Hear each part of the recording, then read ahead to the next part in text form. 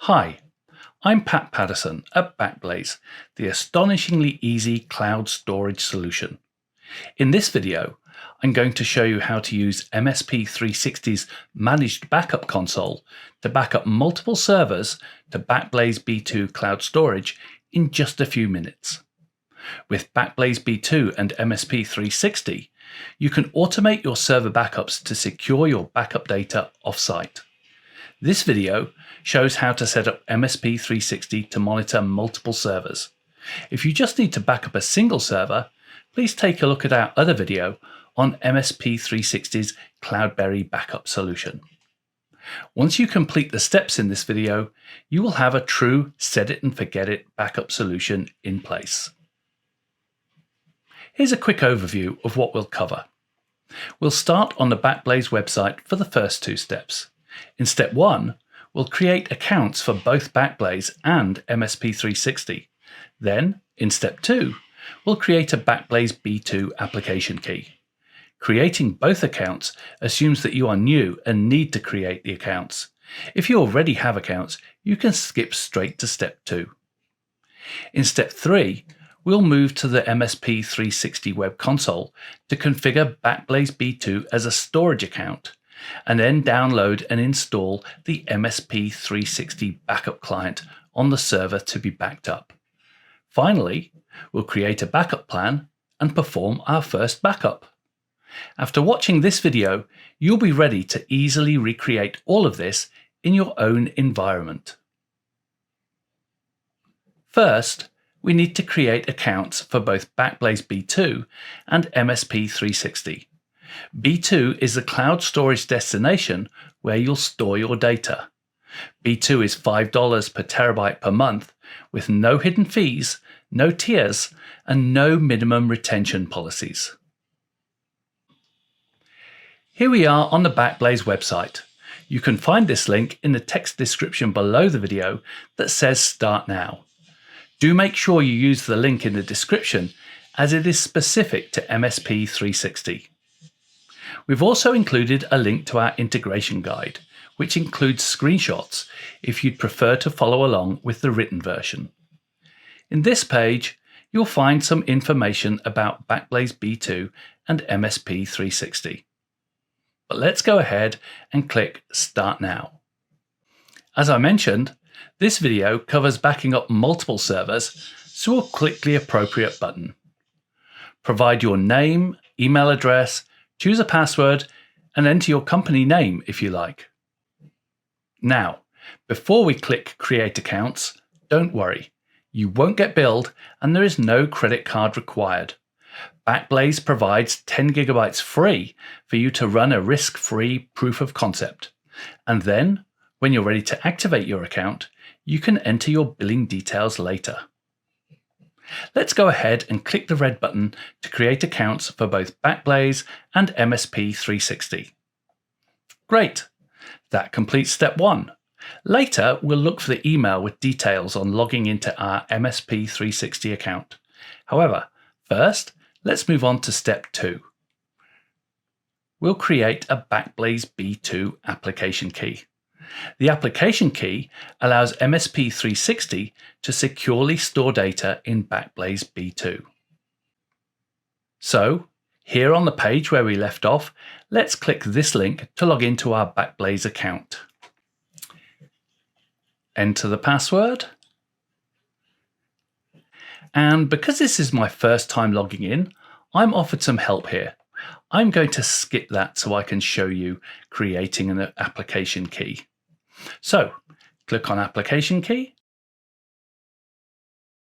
skip the help again, add a new application key. So I need to give my application key a name.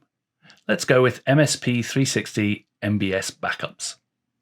Now, this key needs access to all buckets since I'm going to be creating a bucket from MSP 360, and I need to leave the rest of the settings with their defaults. Now, this is really important. Once you've created an application key, it is only displayed once. So it's very important that you copy it and keep careful record of it. You won't be able to get that key value back later, although you can delete the key and recreate one if necessary. Now, let's go look for that email so we can log into MSP 360. Here we are, and it has the password that I need to use this first time to log in. Let's copy that. We go to mspbackups.com, enter the email address that we used and paste in that password. And I'm going to skip the two-factor authentication.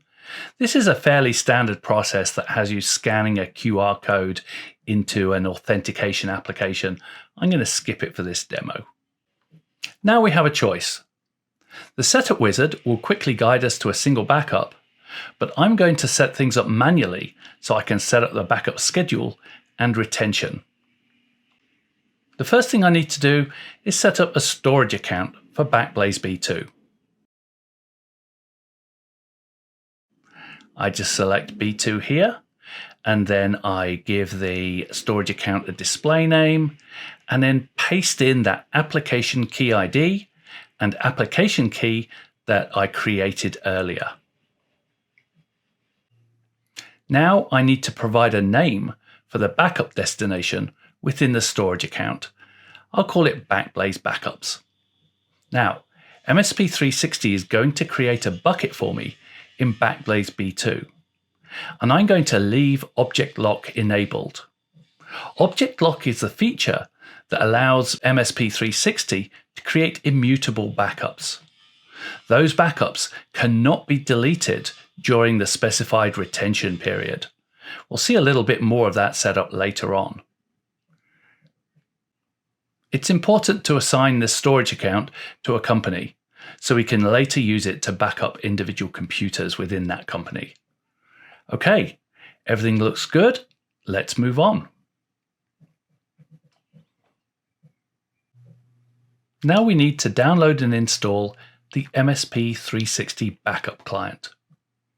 Go up to Computers and then Add a Computer. I click Next for backup and again for Windows, and then click Download. Oh, there's the installer. Let's run that. Yes, we want to allow the app to make changes, and I'll install it in the default location.